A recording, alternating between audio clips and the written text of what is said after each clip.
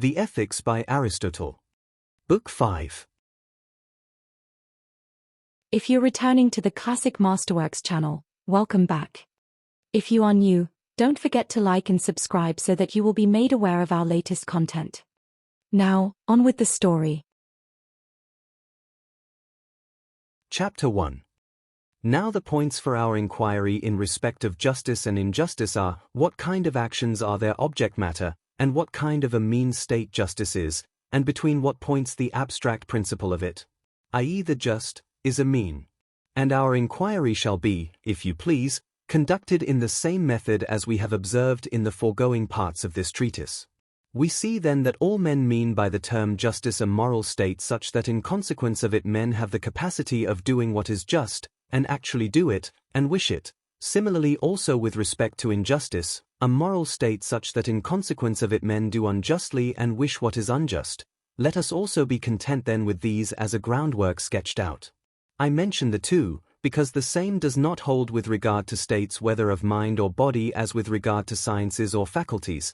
I mean that whereas it is thought that the same faculty or science embraces contraries, a state will not, from health, for instance, not the contrary acts are done but the healthy ones only. We say a man walks healthily when he walks as the healthy man would. However, of the two contrary states the one may be frequently known from the other, and oftentimes the states from their subject matter. If it be seen clearly what a good state of body is, then is it also seen what a bad state is, and from the things which belong to a good state of body the good state itself is seen, and vice versa. If, for instance, the good state is firmness of flesh, it follows that the bad state is flabbiness of flesh, and whatever causes firmness of flesh is connected with the good state. It follows moreover in general, that if of two contrary terms the one is used in many senses so also will the other be, as, for instance, if the just, then also the unjust. Now justice and injustice do seem to be used respectively in many senses, but, because the line of demarcation between these is very fine and minute, it commonly escapes notice that they are thus used, and it is not plain and manifest as where the various significations of terms are widely different, for in these last the visible difference is great. For instance, the word is used equivocally to denote the bone which is under the neck of animals and the instrument with which people close doors. Let it be ascertained then in how many senses the term unjust man is used. Well, he who violates the law, and he who is a grasping man, and the unequal man, are all thought to be unjust, and so manifestly the just man will be the man who acts according to law, and the equal man the just then will be the lawful and the equal, and the unjust the unlawful and the unequal. Well, since the unjust man is also a grasping man, he will be so, of course, with respect to good things, but not of every kind, only those which are the subject matter of good and bad fortune and which are in themselves always good but not always to the individual. Yet men pray for and pursue these things. This they should not do but pray that things which are in the abstract good may be so also to them, and choose what is good for themselves. But the unjust man does not always choose actually the greater part, but even sometimes the less, as in the case of things which are simply evil. Still, since the less evil is thought to be in a manner a good and the grasping is after good, therefore even in this case he is thought to be a grasping man, i.e. one who strives for more good than fairly falls to his share. Of course he is also an unequal man, this being an inclusive and common term. Chapter 2. We said that the violator of law is unjust, and the keeper of the law just. Further, it is plain that all lawful things are in a manner just, because by lawful we understand what have been defined by the legislative power, and each of these we say is just. The laws too give directions on all points, aiming either at the common good of all, or that of the best, or that of those in power, taking for the standard real goodness or adopting some other estimate. In one way we mean by just, those things which are apt to produce and preserve happiness and its ingredients for the social community. Further, the law commands the doing the deeds not only of the brave man, as not leaving the ranks, nor flying, nor throwing away one's arms, but those also of the perfectly self-mastering man, as abstinence from adultery and wantonness, and those of the meek man, as refraining from striking others or using abusive language, and in like manner in respect of the other virtues and vices commanding some things and forbidding others. Rightly if it is a good law, in a way somewhat inferior if it is one extemporized. Now this justice is in fact perfect virtue, yet not simply so but as exercised towards one's neighbor, and for this reason justice is thought oftentimes to be the best of the virtues, and neither Hesper nor the morning star so worthy of our admiration. And in a proverbial saying we express the same. All virtue is in justice comprehended. And it is in a special sense perfect virtue because it is the practice of perfect virtue. And perfect it is because he that has it is able to practice his virtue towards his neighbor and not merely on himself. I mean, there are many who can practice virtue in the regulation of their own personal conduct who are wholly unable to do it in transactions with their neighbor. And for this reason that saying of bias is thought to be a good one. Rule will show what a man is. For he who bears rule is necessarily in contact with others, i.e. in a community. And for this same reason justice alone of all the virtues is thought to be a good to others, because it has immediate relation to some other person, inasmuch as the just man does what is advantageous to another, either to his ruler or fellow subject.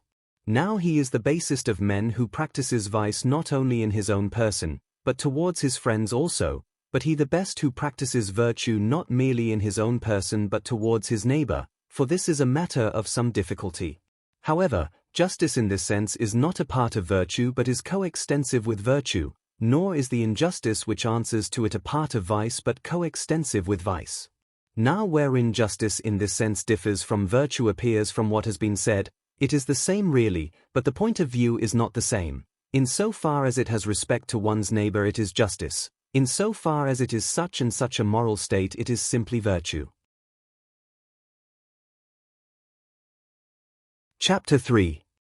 But the object of our inquiry is justice, in the sense in which it is a part of virtue, for there is such a thing, as we commonly say, and likewise with respect to particular injustice. And of the existence of this last the following consideration is a proof.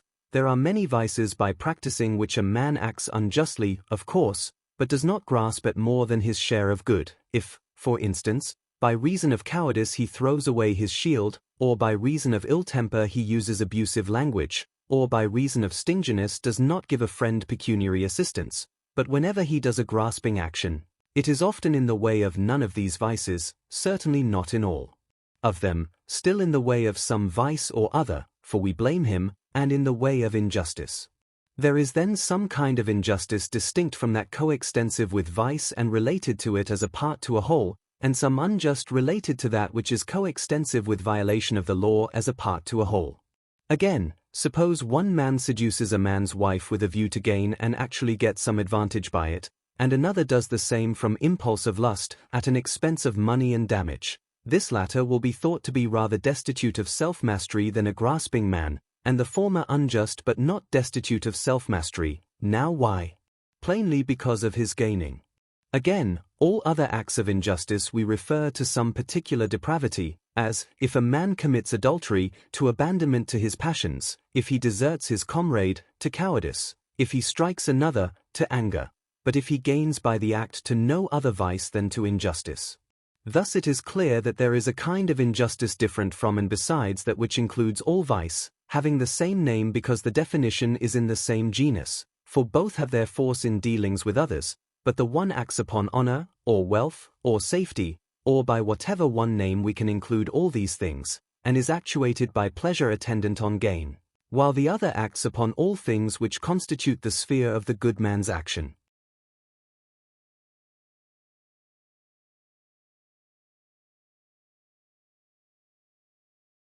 Chapter 4.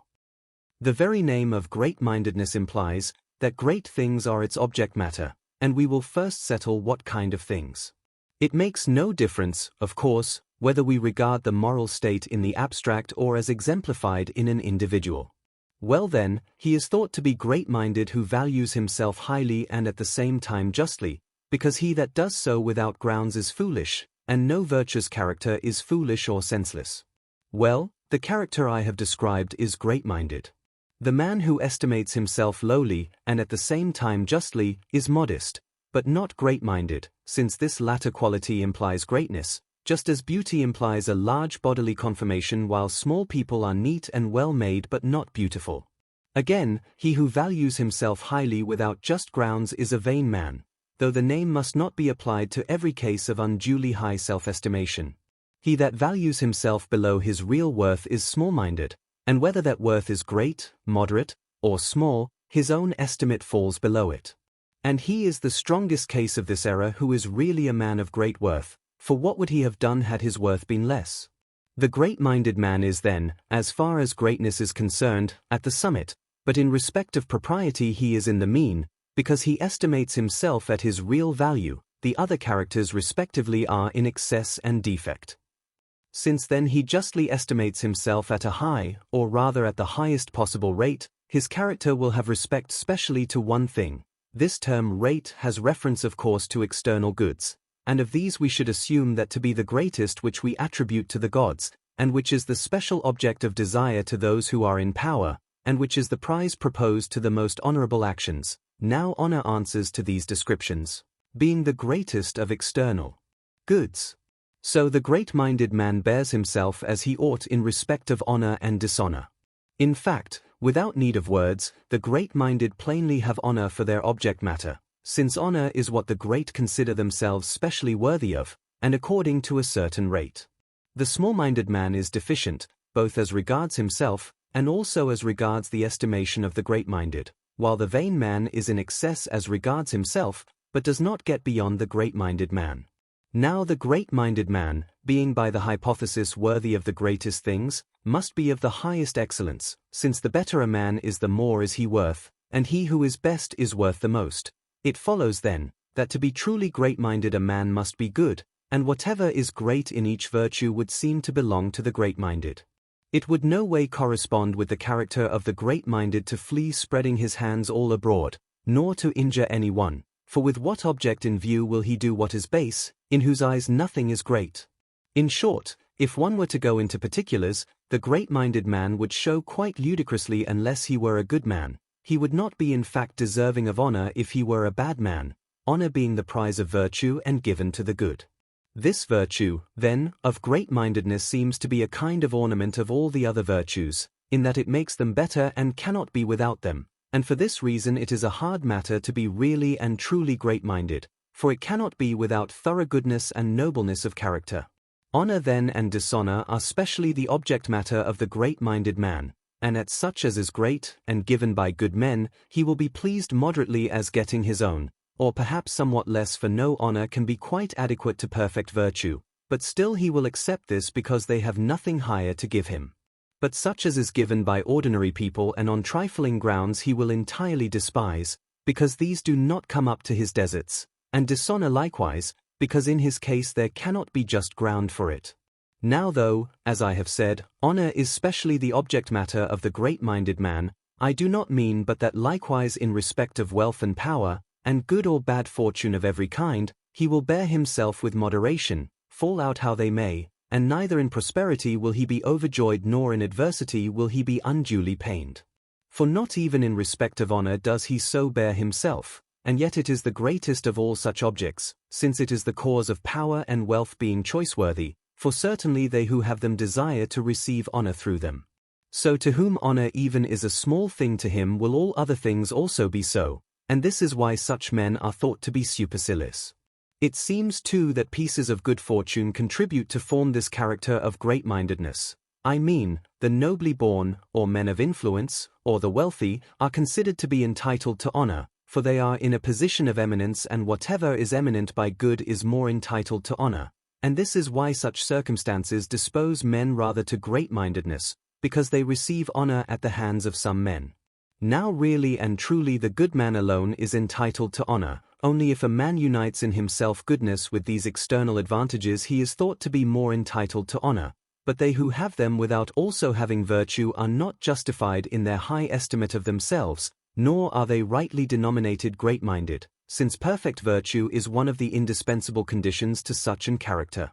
Further, such men become supercilious and insolent, it not being easy to bear prosperity well without goodness, and not being able to bear it, and possessed with an idea of their own superiority to others, they despise them, and do just whatever their fancy prompts, for they mimic the great-minded man, though they are not like him, and they do this in such points as they can. So without doing the actions which can only flow from real goodness they despise others. Whereas the great-minded man despises on good grounds, for he forms his opinions truly, but the mass of men do it at random.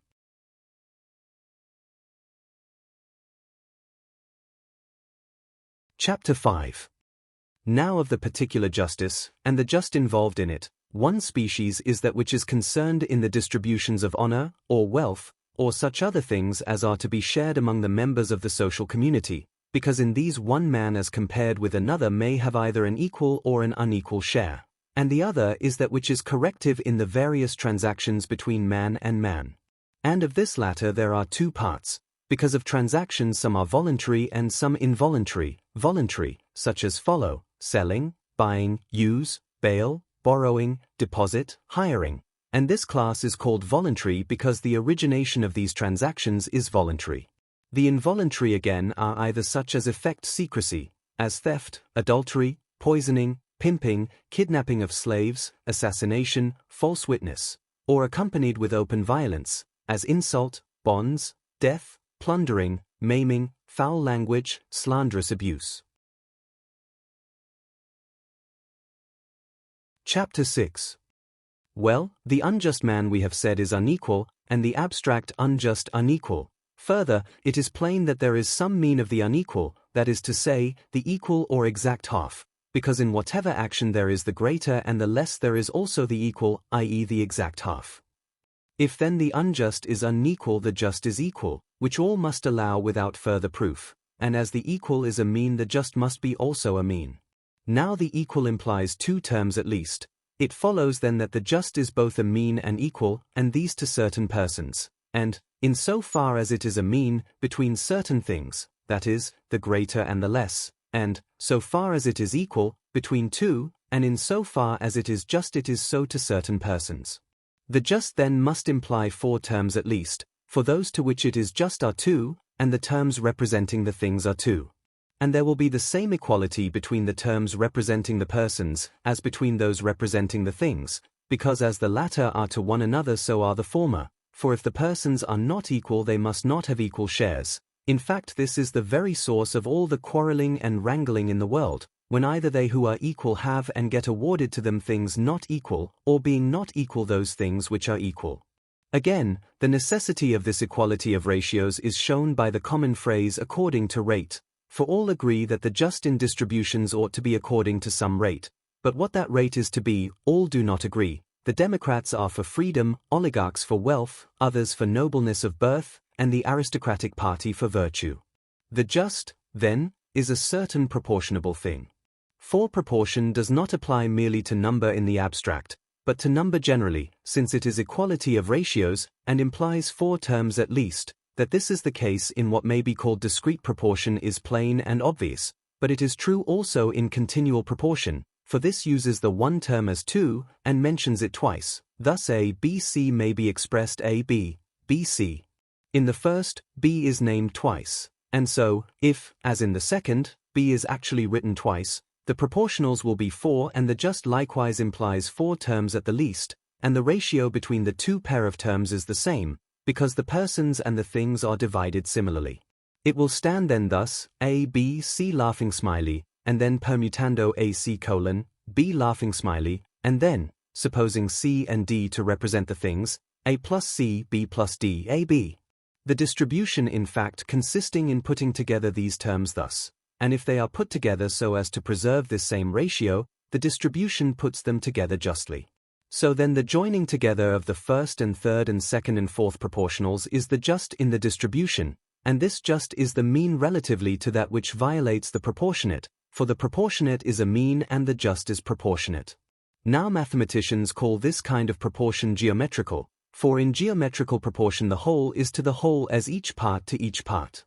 Furthermore, this proportion is not continual, because the person and thing do not make up one term. The just then is this proportionate, and the unjust that which violates the proportionate, and so there comes to be the greater and the less, which in fact is the case in actual transactions, because he who acts unjustly has the greater share and he who is treated unjustly has the less of what is good. But in the case of what is bad this is reversed, for the less evil compared with the greater comes to be reckoned for good, because the less evil is more choice-worthy than the greater, and what is choice worthy is good, and the more so the greater good. This then is the one species of the just. Chapter 7. And the remaining one is the corrective, which arises in voluntary as well as involuntary transactions. Now this just has a different form from the aforementioned, for that which is concerned in distribution of common property is always according to the aforementioned proportion. I mean that, if the division is made out of common property, the shares will bear the same proportion to one another as the original contributions did, and the unjust which is opposite to this just is that which violates the proportionate. But the just which arises in transactions between men is an equal in a certain sense, and the unjust an unequal, only not in the way of that proportion but of arithmetical.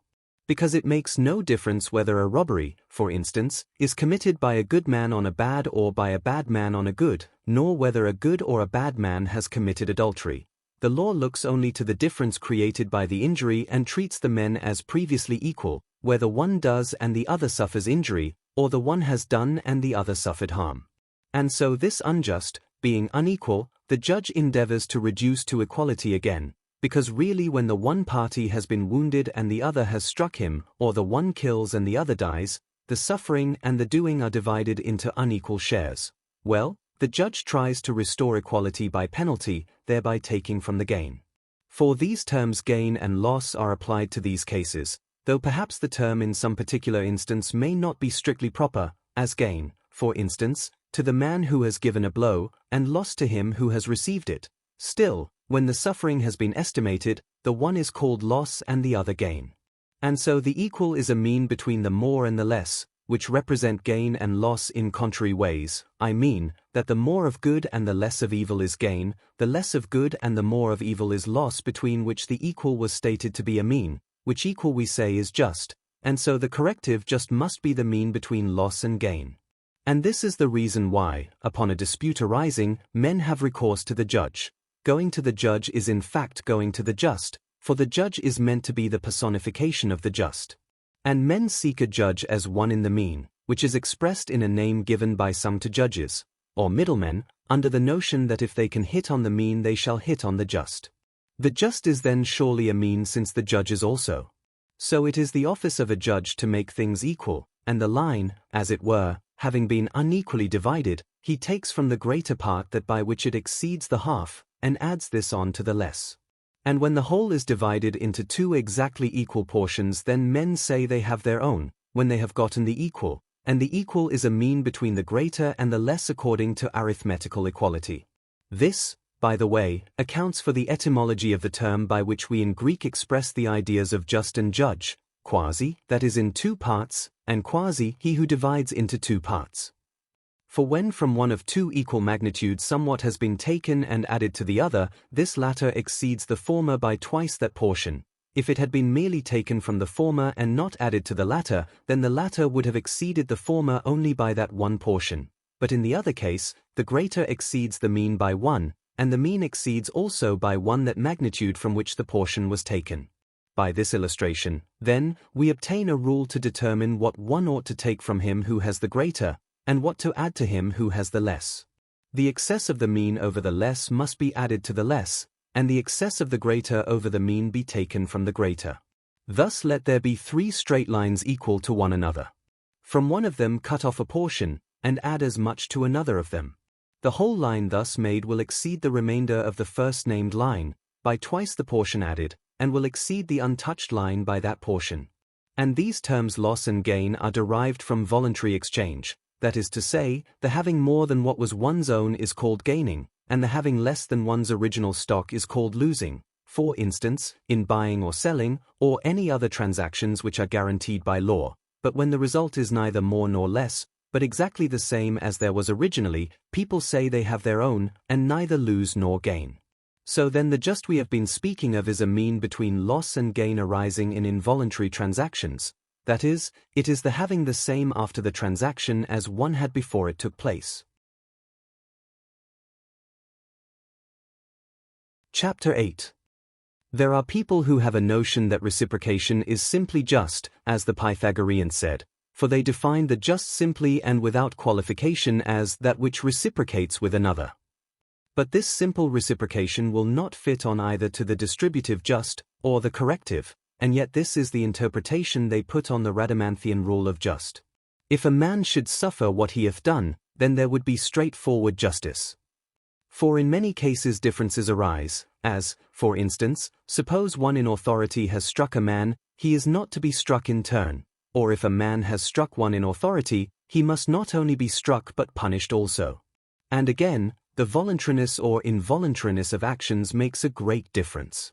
But in dealings of exchange such a principle of justice as this reciprocation forms the bond of union, but then it must be reciprocation according to proportion and not exact equality, because by proportionate reciprocity of action the social community is held together, for either reciprocation of evil is meant, and if this be not allowed it is thought to be a servile condition of things, or else reciprocation of good.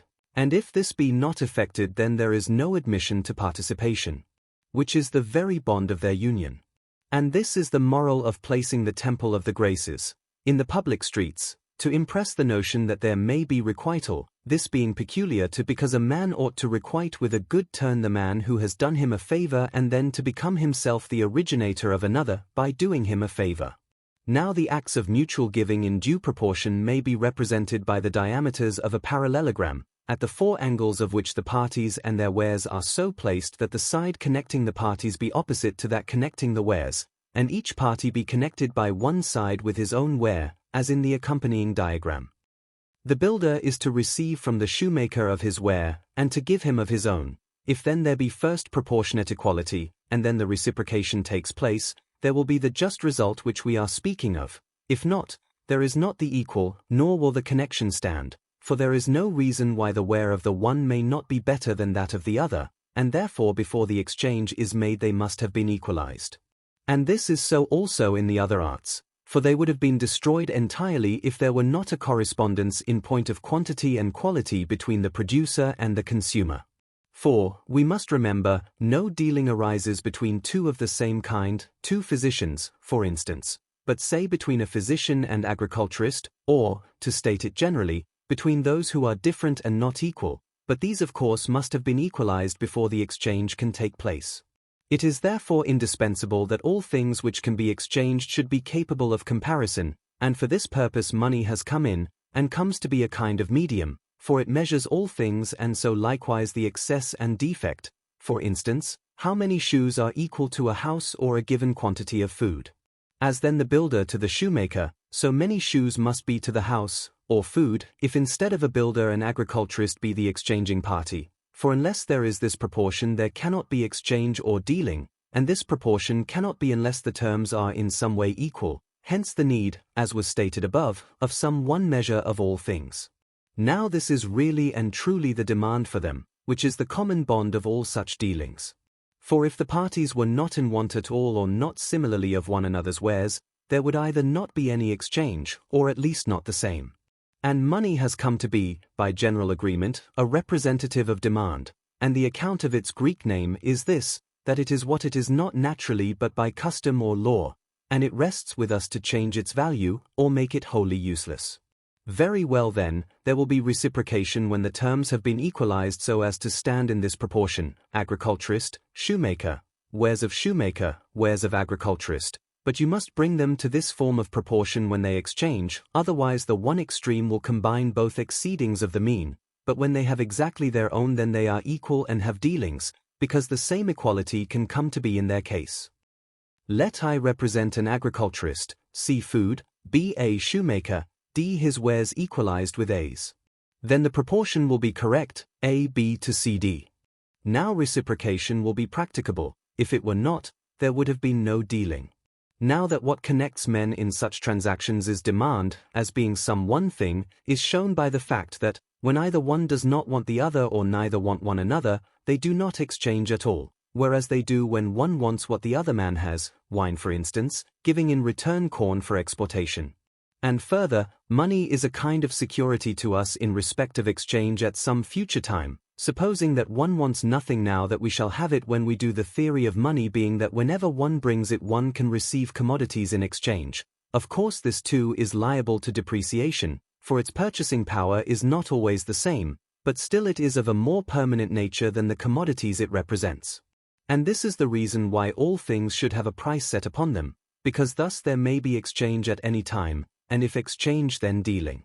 So money, like a measure, making all things commensurable equalizes them, for if there was not exchange there would not have been dealing, nor exchange if there were not equality, nor equality if there were not the capacity of being commensurate. It is impossible that things so greatly different should be really commensurate, but we can approximate sufficiently for all practical purposes in reference to demand. The common measure must be some one thing, and also from agreement, for which reason it is called, for this makes all things commensurable. In fact, all things are measured by money. Let B represent 10 minae, a house worth 5 minae, or in other words half B, C. A bed worth 1/10 of B. It is clear then how many beds are equal to one house, namely, 5. It is obvious also that exchange was thus conducted before the existence of money, for it makes no difference whether you give for a house 5 beds or the price of 5 beds. Chapter 9. We have now said then what the abstract just and unjust are, and these having been defined, it is plain that just acting is a mean between acting unjustly and being acted unjustly towards, the former being equivalent to having more, and the latter to having less. But justice, it must be observed, is a mean state not after the same manner as the forementioned virtues, but because it aims at producing the mean, while injustice occupies both the extremes. And justice is the moral state in virtue of which the just man is said to have the aptitude for practicing the just in the way of moral choice, and for making division between himself and another, or between two other men, not so as to give to himself the greater and to his neighbor the less share of what is choice-worthy and contrariwise of what is hurtful, but what is proportionably equal, and in like manner when adjudging the rights of two other men. Injustice is all this with respect to the unjust, and since the unjust is excess or defect of what is good or hurtful respectively, in violation of the proportionate, therefore injustice is both excess and defect because it aims at producing excess and defect. Excess, that is, in a man's own case of what is simply advantageous, and defect of what is hurtful, and in the case of other men in like manner generally speaking, only that the proportionate is violated not always in one direction as before but whichever way it happens in the given case. And of the unjust act the less is being acted unjustly towards, and the greater the acting unjustly towards others. Let this way of describing the nature of justice and injustice, and likewise the just and the unjust generally, be accepted as sufficient. Chapter 10. Again, since a man may do unjust acts and not yet have formed a character of injustice, the question arises whether a man is unjust in each particular form of injustice, say a thief, or adulterer, or robber, by doing acts of a given character. We may say, I think, that this will not of itself make any difference. A man may, for instance, have had connection with another's wife, knowing well with whom he was sinning, but he may have done it not of deliberate choice but from the impulse of passion. Of course he acts unjustly, but he has not necessarily formed an unjust character. That is, he may have stolen yet not be a thief, or committed an act of adultery but still not be an adulterer, and so on in other cases which might be enumerated.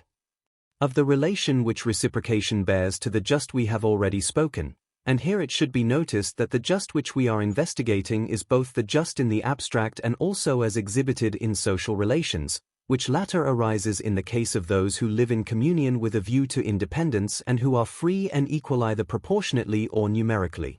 It follows then that those who are not in this position have not among themselves the social just, but still just of some kind and resembling that other. For just implies mutually acknowledged law, and law the possibility of injustice, for adjudication is the act of distinguishing between the just and the unjust. And among whomsoever there is the possibility of injustice, among these there is that of acting unjustly, but it does not hold conversely that injustice attaches to all among whom there is the possibility of acting unjustly, since by the former we mean giving one's self the larger share of what is abstractedly good and the less of what is abstractedly evil. This, by the way, is the reason why we do not allow a man to govern, but principle, because a man governs for himself and comes to be a despot, but the office of a ruler is to be guardian of the just and therefore of the equal. Well then, since he seems to have no peculiar personal advantage, supposing him a just man, For in this case he does not allot to himself the larger share of what is abstractedly good unless it falls to his share proportionately, for which reason he really governs for others, and so justice, men say, is a good not to oneself so much as to others, as was mentioned before, therefore some compensation must be given him, as there actually is in the shape of honor and privilege, and wherever these are not adequate their rulers turn into despots. But the just which arises in the relations of master and father is not identical with, but similar to, these, because there is no possibility of injustice towards those things which are absolutely one's own, and a slave or child, so long as this last is of a certain age and not separated into an independent being, is, as it were, part of a man's self, and no man chooses to hurt himself, for which reason there cannot be injustice towards one's own self, therefore neither is there the social unjust or just, which was stated to be in accordance with law and to exist between those among whom law naturally exists, and these were said to be they to whom belongs equality of ruling and being ruled. Hence also there is just rather between a man and his wife than between a man and his children or slaves. This is in fact the just arising in domestic relations, and this too is different from the social just. Further, this last mentioned just is of two kinds, natural and conventional. The former being that which has everywhere the same force and does not depend upon being received or not, the latter being that which originally may be this way or that indifferently but not after enactment. For instance, the price of ransom being fixed at a mina, or the sacrificing a goat instead of 2 sheep, and again, all cases of special enactment, as the sacrificing to Brasidas as a hero, in short, all matters of special decree. But there are some men who think that all the justs are of this latter kind, and on this ground, whatever exists by nature, they say, is unchangeable and has everywhere the same force. Fire, for instance, burns not here only but in Persia as well, but the just they see changed in various places. Now this is not really so, and yet it is in a way, though among the gods perhaps by no means still even amongst ourselves there is somewhat existing by nature, allowing that everything is subject to change, still there is that which does exist by nature, and that which does not. Nay, we may go further, and say that it is practically plain what among things which can be otherwise does exist by nature, and what does not but is dependent upon enactment and conventional, even granting that both are alike subject to be changed, and the same distinctive illustration will apply to this and other cases. The right hand is naturally the stronger, still some men may become equally strong in both. A parallel may be drawn between the justs which depend upon convention and expedients, and measures, for wine and corn measures are not equal in all places, but where men buy they are large, and where these same sell again they are smaller. Well, in like manner the justs which are not natural, but of human invention, are not everywhere the same, for not even the forms of government are, and yet there is one only which by nature would be best in all places. Chapter 11. Now of justs and lawfuls each bears to the acts which embody and exemplify the relation of an universal to a particular, the acts being many, but each of the principles only singular because each is an universal. And so there is a difference between an unjust act and the abstract unjust, and the just act and the abstract just. I mean, a thing is unjust in itself, by nature or by ordinance. Well, when this has been embodied in act, there is an unjust act, but not till then, only some unjust thing. And similarly of a just act. Perhaps is more correctly the common or generic term for just act, the word, which I have here used, meaning generally and properly the act corrective of the unjust act. Now as to each of them, what kinds there are, and how many, and what is their object matter, we must examine afterwards. For the present we proceed to say that, the justs and the unjusts being what have been mentioned, a man is said to act unjustly or justly when he embodies these abstracts in voluntary actions, but when in involuntary, then he neither acts unjustly or justly except accidentally. I mean that the being just or unjust is really only accidental to the agents in such cases. So both unjust and just actions are limited by the being voluntary or the contrary. For when an embodying of the unjust is voluntary, then it is blamed and is at the same time also an unjust action. But, if voluntariness does not attach, there will be a thing which is in itself unjust but not yet an unjust action. By voluntary, I mean, as we stated before, whatsoever of things in his own power a man does with knowledge, and the absence of ignorance as to the person to whom, or the instrument with which, or the result with which he does, as, for instance, whom he strikes, what he strikes him with, and with what probable result, and each of these points again, not accidentally nor by compulsion. As supposing another man were to seize his hand and strike a third person with it, here, of course, the owner of the hand acts not voluntarily, because it did not rest with him to do or leave undone. Or again, it is conceivable that the person struck may be his father, and he may know that it is a man, or even one of the present company, whom he is striking, but not know that it is his father. And let these same distinctions be supposed to be carried into the case of the result and in fact the whole of any given action. In fine then, that is involuntary which is done through ignorance, or which, not resulting from ignorance, is not in the agent's control or is done on compulsion. I mention these cases, because there are many natural things which we do and suffer knowingly but still no one of which is either voluntary or involuntary, growing old, or dying, for instance. Again, accidentality may attach to the unjust in like manner as to the just acts. For instance, a man may have restored what was deposited with him, but against his will and from fear of the consequences of a refusal. We must not say that he either does what is just, or does justly, except accidentally, and in like manner the man who through compulsion and against his will fails to restore a deposit, must be said to do unjustly, or to do what is unjust, accidentally only. Again, voluntary actions we do either from deliberate choice or without it, from it, when we act from previous deliberation, without it, when without any previous deliberation. Since then hurts which may be done in transactions between man and man are threefold. Those mistakes which are attended with ignorance are, when a man either does a thing not to the man to whom he meant to do it, or not the thing he meant to do, or not with the instrument, or not with the result which he intended, either he did not think he should hit him at all, or not with this, or this is not the man he thought he should hit, or he did not think this would be the result of the blow but a result has followed which he did not anticipate, as, for instance, he did it not to wound but merely to prick him, or it is not the man whom, or the way in which, he meant.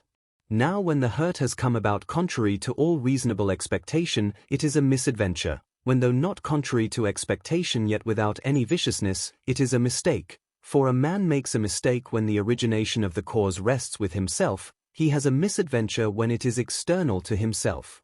When again he acts with knowledge, but not from previous deliberation, it is an unjust action. For instance, whatever happens to men from anger or other passions which are necessary or natural, for when doing these hurts or making these mistakes they act unjustly of course and their actions are unjust, still they are not yet confirmed unjust or wicked persons by reason of these, because the hurt did not arise from depravity in the door of it. But when it does arise from deliberate choice, then the door is a confirmed unjust and depraved man. And on this principle acts done from anger are fairly judged not to be from malice prepense, because it is not the man who acts in wrath who is the originator really but he who caused his wrath. And again, the question at issue in such cases is not respecting the fact but respecting the justice of the case, the occasion of anger being a notion of injury.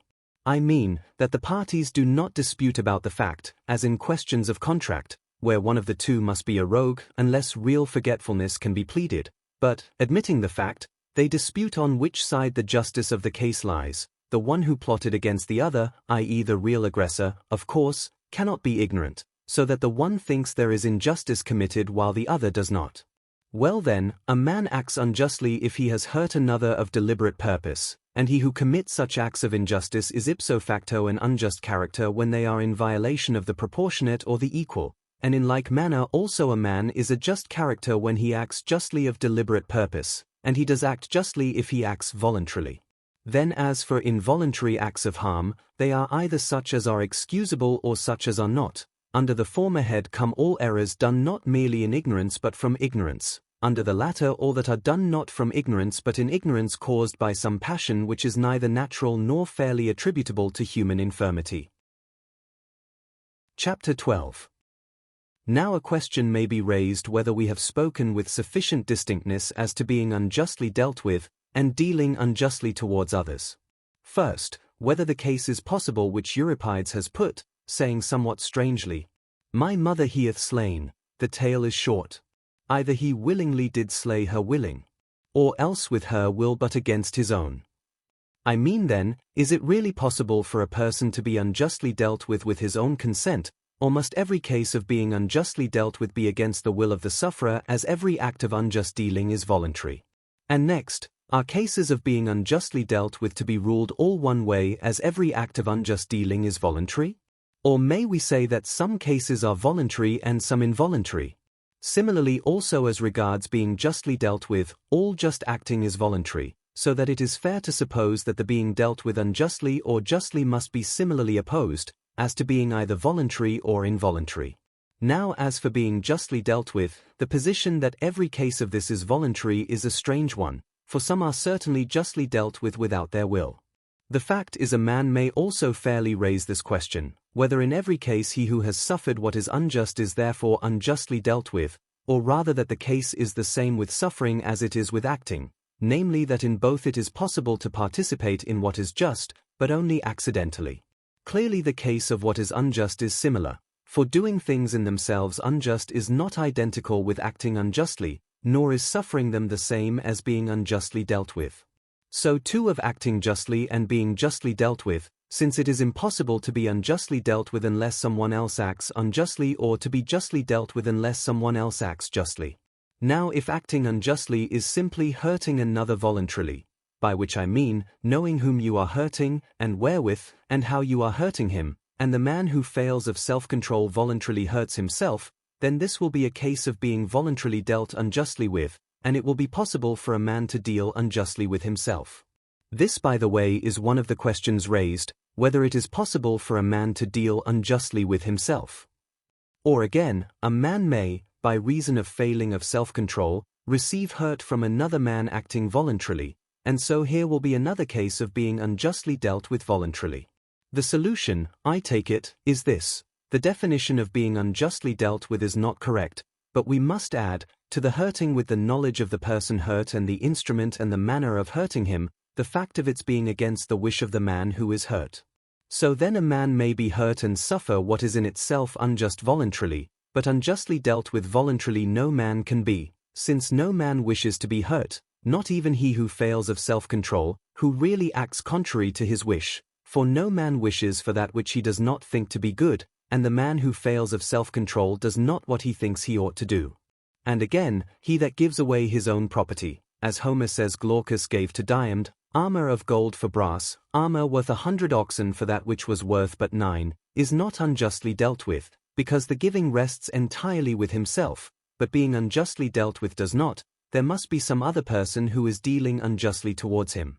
With respect to being unjustly dealt with then, it is clear that it is not voluntary. Chapter 13. There remain yet 2 points on which we purpose to speak. First, is he chargeable with an unjust act who in distribution has given the larger share to one party contrary to the proper rate, or he that has the larger share? Next, can a man deal unjustly by himself? In the first question, if the first named alternative is possible and it is the distributor who acts unjustly and not he who has the larger share, then supposing that a person knowingly and willingly gives more to another than to himself, here is a case of a man dealing unjustly by himself, which, in fact, moderate men are thought to do, for it is a characteristic of the equitable man to take less than his due. Is not this the answer?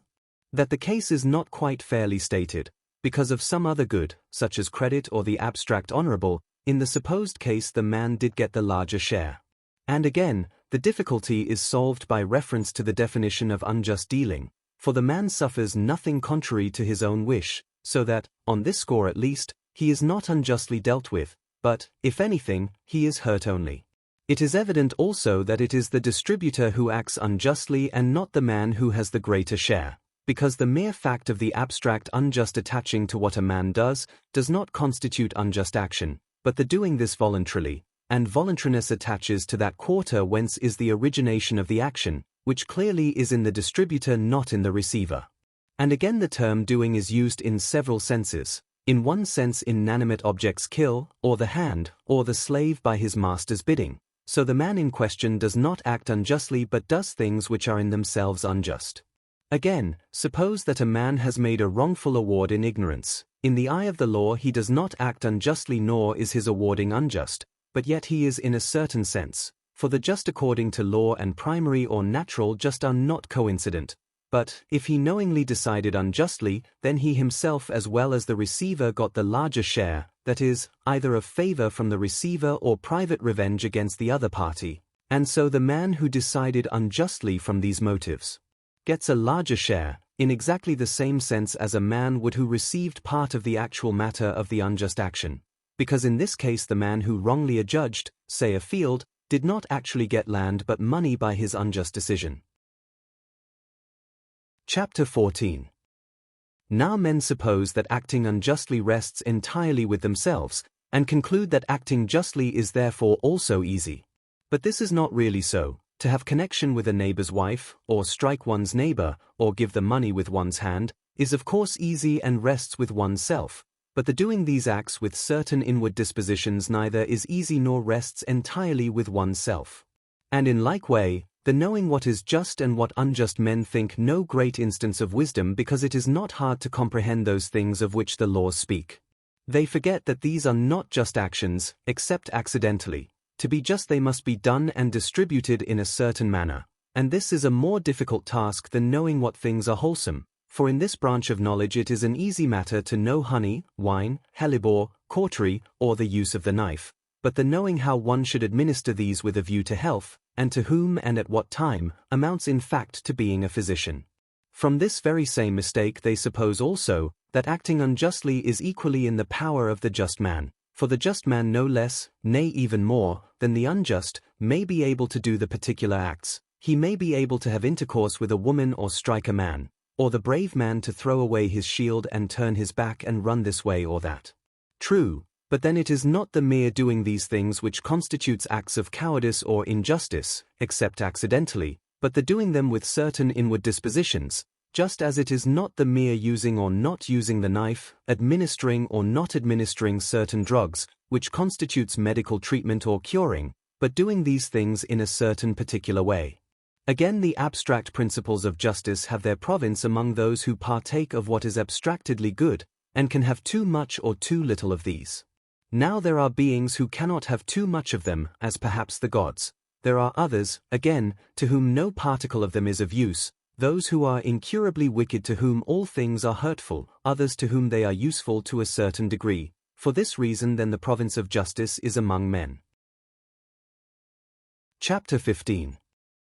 We have next to speak of equity and the equitable, that is to say, of the relations of equity to justice and the equitable to the just, for when we look into the matter the two do not appear identical nor yet different in kind, and we sometimes commend the equitable and the man who embodies it in his actions, so that by way of praise we commonly transfer the term also to other acts instead of the term good, thus showing that the more equitable a thing is the better it is. At other times, following a certain train of reasoning we arrive at a difficulty, in that the equitable though distinct from the just is yet praiseworthy. It seems to follow either that the just is not good or the equitable not just, since they are by hypothesis different, or if both are good then they are identical. This is a tolerably fair statement of the difficulty which on these grounds arises in respect of the equitable, but, in fact, all these may be reconciled and really involve no contradiction, for the equitable is just, being also better than one form of just, but is not better than the just as though it were different from it in kind. Just and equitable then are identical, and, both being good, the equitable is the better of the two. What causes the difficulty is this: the equitable is just, but not the just which is in accordance with written law, being in fact a correction of that kind of just. And the account of this is, that every law is necessarily universal while there are some things which it is not possible to speak of rightly in any universal or general statement. Where then there is a necessity for general statement, while a general statement cannot apply rightly to all cases, the law takes the generality of cases, being fully aware of the error thus involved, and rightly too notwithstanding, because the fault is not in the law, or in the framer of the law, but is inherent in the nature of the thing, because the matter of all action is necessarily such. When then the law has spoken in general terms, and there arises a case of exception to the general rule, it is proper, in so far as the lawgiver omits the case and by reason of his universality of statement is wrong, to set right the omission by ruling it as the lawgiver himself would rule were he there present, and would have provided by law had he foreseen the case would arise. And so the equitable is just but better than one form of just, I do not mean the abstract just but the error which arises out of the universality of statement, and this is the nature of the equitable, a correction of law, where law is defective by reason of its universality. This is the reason why not all things are according to law, because there are things about which it is simply impossible to lay down a law, and so we want special enactments for particular cases. For to speak generally, the rule of the undefined must be itself undefined also, just as the rule to measure lesbian building is made of lead. For this rule shifts according to the form of each stone and the special enactment according to the facts of the case in question. It is clear then what the equitable is, namely that it is just but better than one form of just, and hence it appears too who the equitable man is. He is one who has a tendency to choose and carry out these principles, and who is not apt to press the letter of the law on the worse side but content to waive his strict claims though backed by the law, and this moral state is equity, being a species of justice, not a different moral state from justice.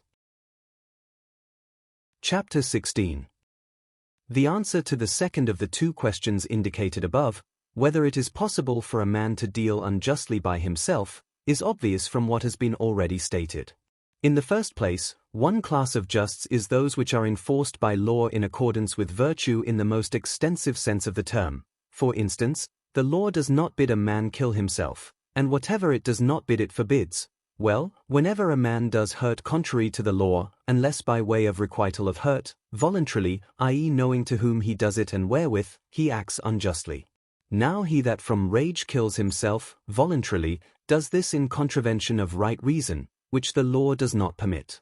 He therefore acts unjustly, but towards whom? Towards the community, not towards himself, because he suffers with his own consent, and no man can be unjustly dealt with his own consent, and on this principle the community punishes him. That is, a certain infamy is attached to the suicide as to one who acts unjustly towards the community.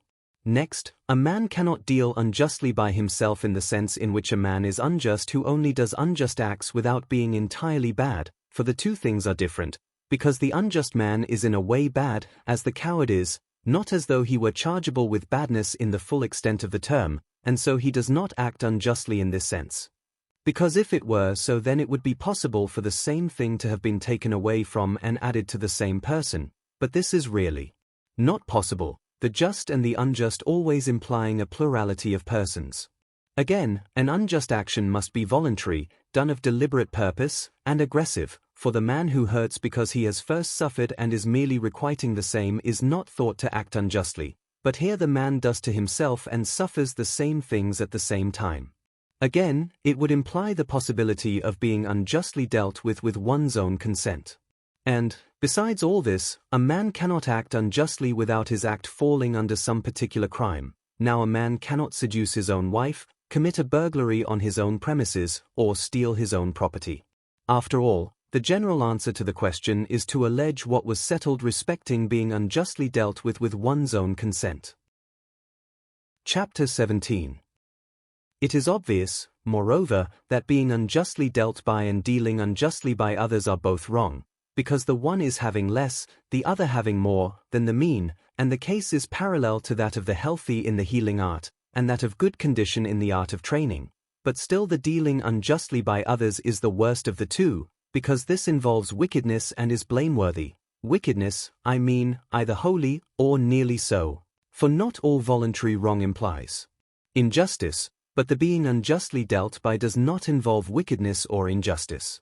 In itself then, the being unjustly dealt by is the least bad, but accidentally it may be the greater evil of the two.